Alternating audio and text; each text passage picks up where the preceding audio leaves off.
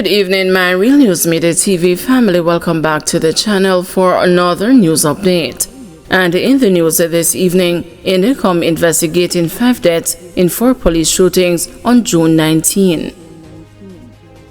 The Independent Commission of Investigations says it is investigating 4 separate fatal shootings by police on Thursday that left 5 men dead. 3 of the shootings took place in Westmoreland and 1 in St. Catherine.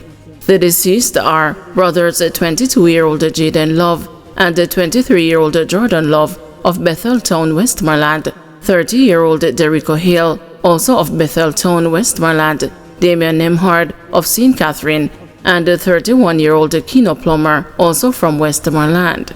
With 154 so far this year, the force has almost matched the total amount of police killings for the entire year of 2024, which stood at 155, Indicom said. This represents an overall 130% increase in total fatal shooting incidents when compared to the same period in 2024, it said. The first of 2 incidents in Betheltown, Westmoreland, involved the death of the Lover brothers. Police reported they carried out a joint military targeted operation with a search warrant at the Love residence. The report being fired at, firing in return. The second incident occurred in the Galloway district of Betheltown, where police reported seeing 2 men on a motorcycle, at least one of whom was armed. They again report being fired at and returning fire at the men who attempted to escape into nearby bushes, where Hale was subsequently found and the other man escaped. The third fatal incident in Westmoreland was at George's Plain, where an off-duty police officer alleges that while he was in his vehicle, he was approached by an armed man.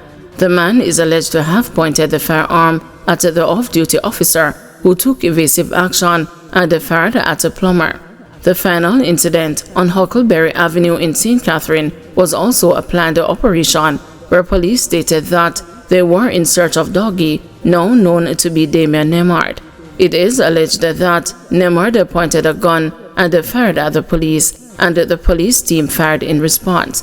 4 firearms were reported recovered from the deceased by the police in 3 of the incidents, and no firearm was recovered from the incident where Derico Hill was fatally shot. No body-worn camera was reported as being worn by any of the concerned officers in any of the 4 incidents, Indicom reports.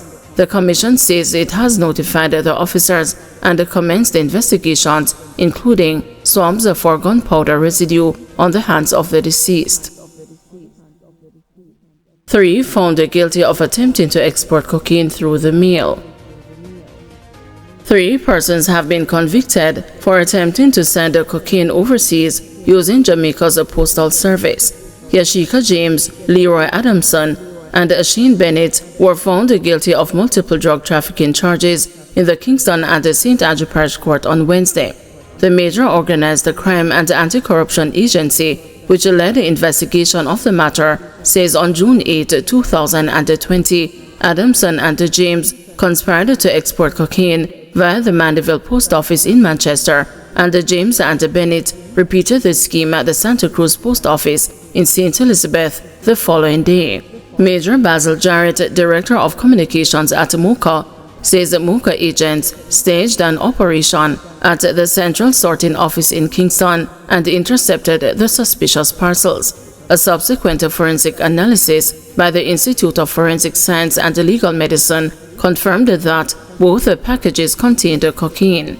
The 3 were subsequently charged and convicted for conspiracy to export cocaine, taking steps preparatory to export cocaine, attempting to export cocaine, and using the postal service for drugs. This conviction highlights the increase in sophistication of criminal networks and underscores the critical role of interagency collaboration in dismantling drug trafficking operations, says Jarrett. It also sends a clear message that exploiting public infrastructure for criminal gain will be met with the full force of the law.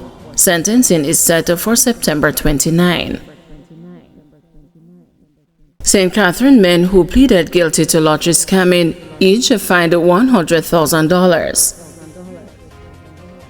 Two St. Catherine men who pleaded guilty to lottery scamming charges were today each fined $100,000 or 18 months imprisonment in the circuit court.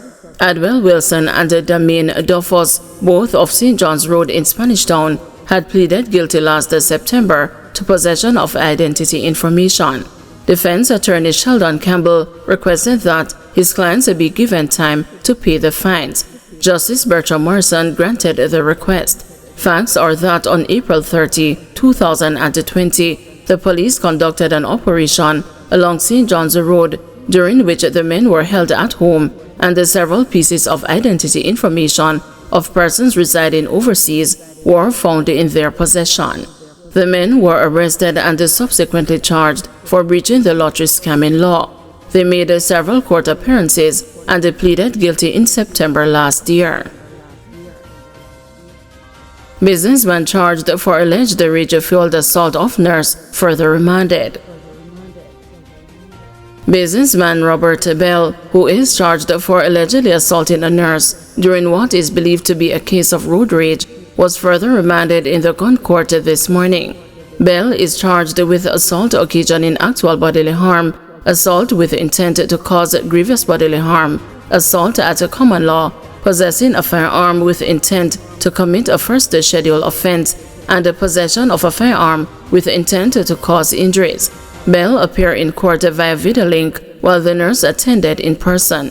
An application for bail by his attorney, Peter Champagne KC, was adjourned until June 30.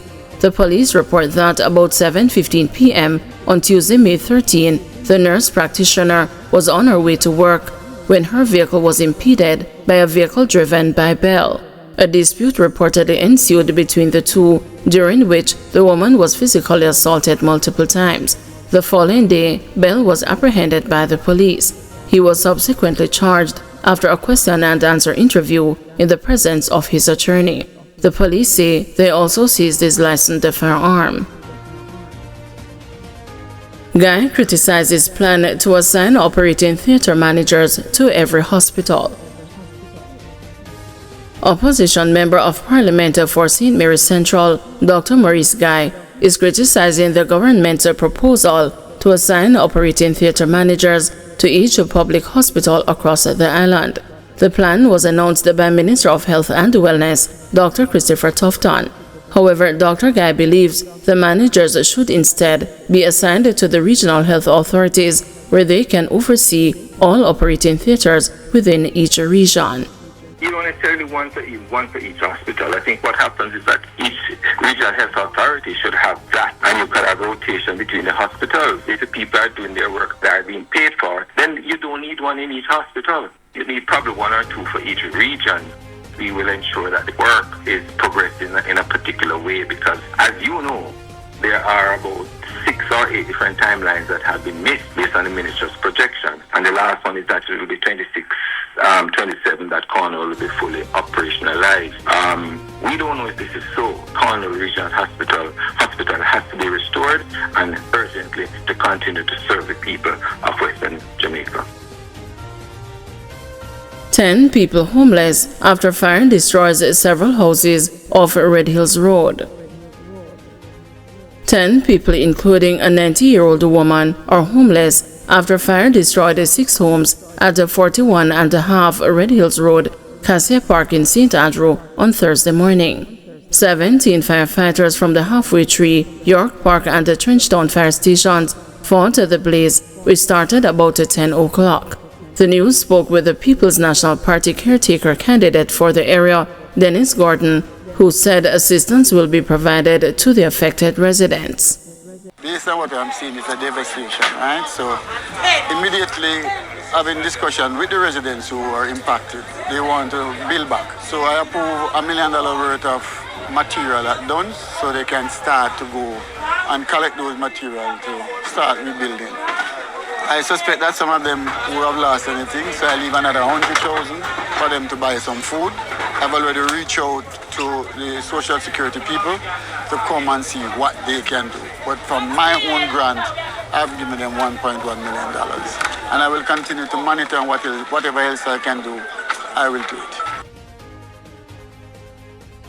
Thank you everyone for watching. See you tomorrow morning at 6 a.m. for another news update.